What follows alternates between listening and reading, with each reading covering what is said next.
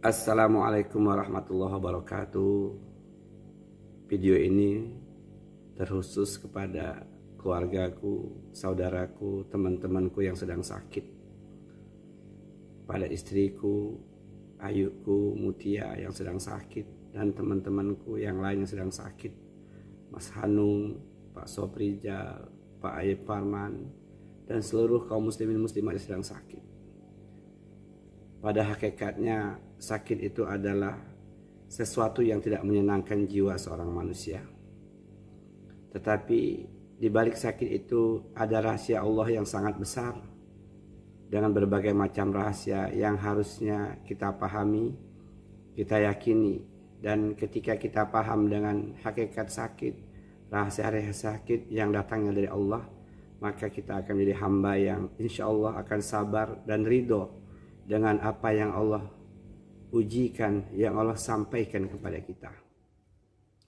Saudara-saudariku yang sedang sakit, yang pertama bahwa sakit itu merupakan ujian bagi Allah, ujian dari Allah bagi orang-orang yang beriman. Allah menguji kejujuran iman kita seperti Allah firmankan, kullu nafsin za'iqatul maut wa nabluukum bisyarri wal khairi fitnah wa ilaina turja'un. Al-Anbiya ayat 35 ini Allah menjelaskan tiap-tiap yang berjiwa pasti akan merasakan mati. Kami akan menguji kamu, kata Allah, dengan ujian yang berupa keburukan, tidak menyenangkan jiwa kita. Dan ada ujian yang berupa kebaikan yang menyenangkan jiwa kita.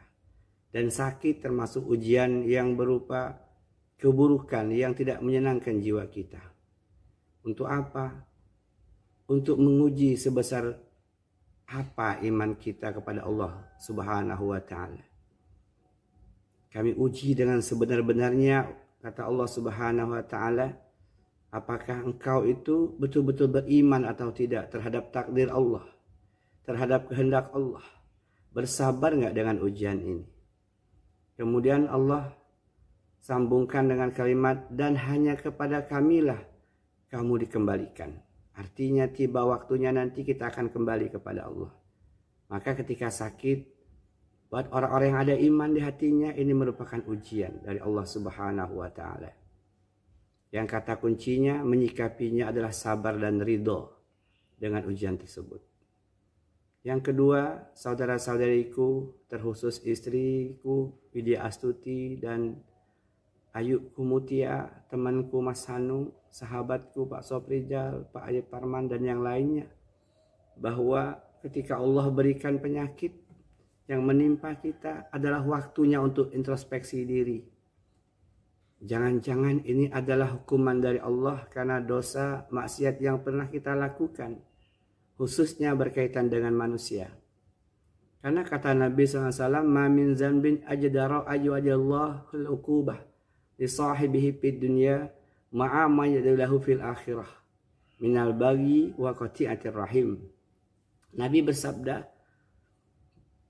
tidaklah ada dosa yang Allah segerakan hukumannya ketika masih di dunia, diberi hukuman di dunia karena dosa-dosa kita, dan masih Allah sisakan hukumannya untuk negeri akhirat, kecuali dosa al-baghi, berbuat zalim kepada manusia, au qati'atir rahim, atau memutuskan tali silaturahim, tali kekerabatan, yang punya nasab, yang punya darah sama dengan kita, berasal dari keturunan yang sama, abang dengan adik, dengan sepupu, dengan paman, dengan bibi. Maka yang kedua, rahasia penyakit adalah boleh jadi itu merupakan hukuman dari Allah. Karena apa? Karena kita pernah berbuat zalim kepada manusia, baik dengan perkataan ataupun dengan perbuatan, atau mengambil harta mereka dengan cara yang batil. Maka rahasia penyakit yang kedua ini adalah waktunya untuk introspeksi diri. Apa-apa yang telah kita lakukan kepada orang lain. Sehingga cara menyikapinya adalah kita ingat evaluasi diri kita, introspeksi diri kita, kemudian minta maaf seandainya kita merasa, kita ingat bahwa kita pernah berbuat zalim kepada manusia, berbuat kejahatan dengan manusia, baik dengan ucapan kita atau dengan anggota tubuh kita, atau kita mengambil harta orang lain dengan cara yang batil. Itu yang kedua, sakit waktunya introspeksi diri. Jangan-jangan ini hukuman dari Allah, maka cara menyikapinya minta maaf, minta dihalalkan kepada orang yang pernah kita zolimi.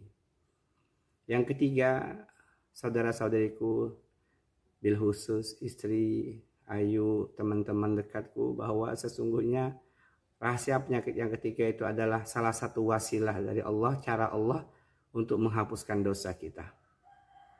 Karena sesungguhnya Nabi bersabda, "Ma min muslimi yusibuhu azamin marad fama siwahu illa khattallahu bihi sayyiatihi kama tahud." Setiap muslim itu yang terkena musibah berupa penyakit atau yang semisalnya, maka pasti akan Allah hapuskan kesalahannya, dosanya. Allah ampuni dosa-dosanya. Nabi menggambarkan seperti pohon yang menggugurkan daun-daunnya. Maka ketika sakit,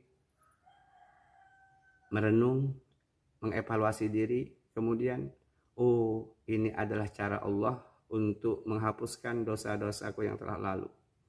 Sehingga cara penyikapannya adalah memperbanyak istighfar kepada Allah. Astaghfirullahaladzim, astaghfirullahaladzim, astaghfirullahaladzim.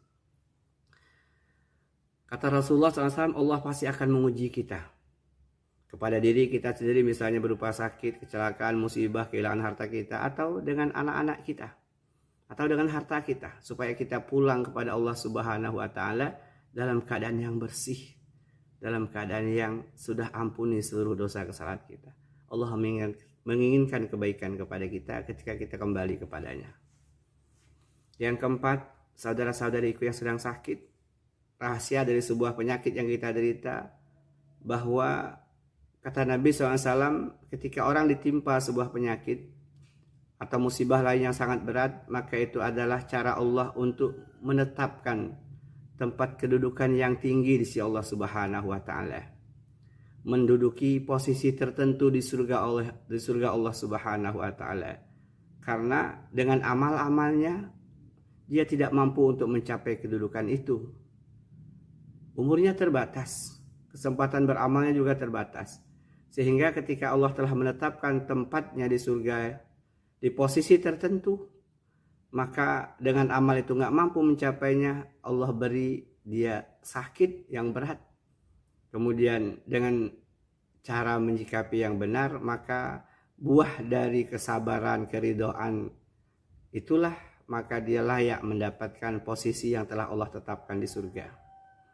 Nabi SAW mengajarkan kepada kita semua, innar rajulu la yakunu lahu indallahil manzilah fama yablughuha bi'amal fama yazalullahu yabtalihu bima yakrahu hatta yuballighahu iyyaha. Sesungguhnya seseorang itu benar-benar memiliki kedudukan di sisi Allah Subhanahu wa Ta'ala. Allah telah tetapkan tempat yang tinggi di surga pada derajat sekian, pada level sekian. Namun tidak ada satu amal pun yang bisa mengantarkannya pada kedudukan itu. Amalnya terbatas, nggak mampu dia mendapatkan posisi yang tinggi itu. Maka cara Allah adalah dengan Allah mengujinya dengan berbagai macam hal yang tidak disukainya, yang tidak menyenangkan jiwanya, misalnya penyakit yang berat. Sehingga dengan buah kesabarannya, ridho terhadap ujian Allah itu, maka dia berhak sampai pada kedudukan yang mulia itu, insyaallah.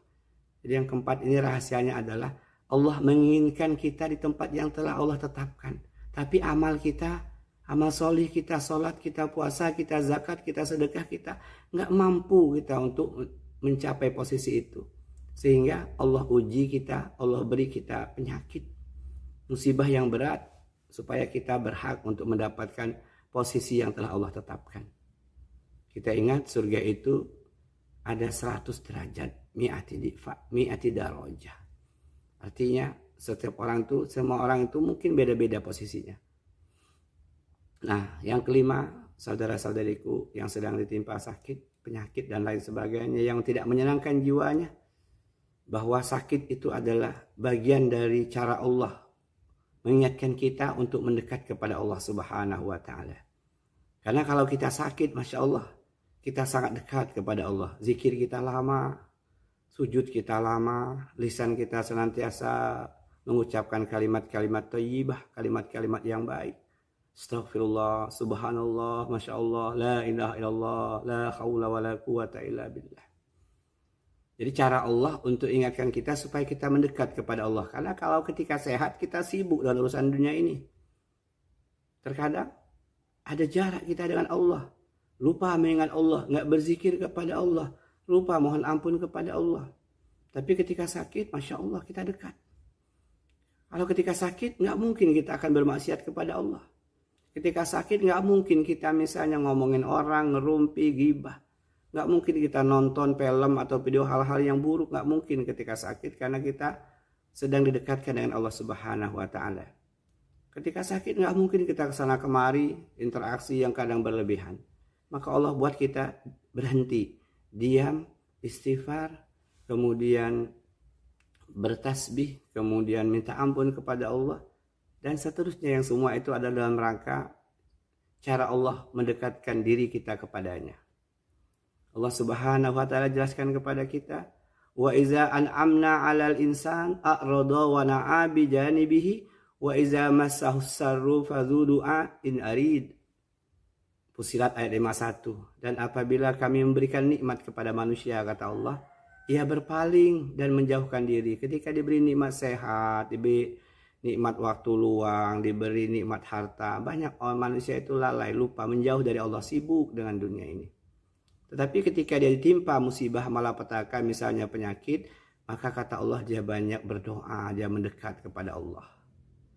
Jadi yang kelima ini, kepada saudara-saudariku yang sedang sakit, yang sakitnya berat, maka ingatlah bahwa ini cara Allah supaya kita mendekat kepadanya, supaya kita mengurangi kecintaan kepada dunia ini.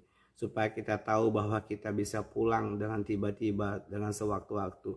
Maka dengan taunya berbagai macam rahasia sakit yang kita derita, kita insya Allah akan semakin menjadi hamba yang takwa. Akan menjadi hamba yang pandai bersyukur, akan menjadi hamba yang tidak terlalu mencintai dunia. Karena pasti akan kita tinggalkan. Demikian saudara-saudariku rahimakumullah yang sedang ditimpa penyakit, itu diantara rahasia sakit yang diderita oleh seseorang yang Allah dan Rasulnya ajarkan kepada kita. Kata kuncinya adalah sabar, ridho, dan tidak berkeluh kesah. Karena di situ ada berbagai macam keutamaan, kemuliaan ketika kita benar menyikapi apa yang sedang kita derita. Lebih kurang mohon maaf. Kepada Allah Maha Ampun, saya berdoa kepada Allah Subhanahu wa Ta'ala. Semoga istriku tercinta Widya Astuti, Ahyuku tercinta Mutia, teman-temanku yang sedang sakit, Mas Hanung, Pak Soprijal, Pak Ayep Parman, dan kawan-kawan lain yang tidak bisa disebutkan satu persatu. Kau akan berdoa kepada Allah, ya Allah, angkat penyakit mereka, ya Allah. Ya Allah, beri mereka kesabaran, ya Allah. Allahumma rabbana stasibil ba'sa wasfihu wa anta safi la sifa'a illa sifa'uka sifa'an la yughadiru saqama. As'alullahal azim rabbal arsyil azim ayyasfiyaka ya zal jalali wa ikram ya hayyu ya qayyum. Demikian, lebih kurang mohon maaf, kepada Allah mohon ampun. Astaghfirullahalazim. Wassalamualaikum warahmatullahi wabarakatuh.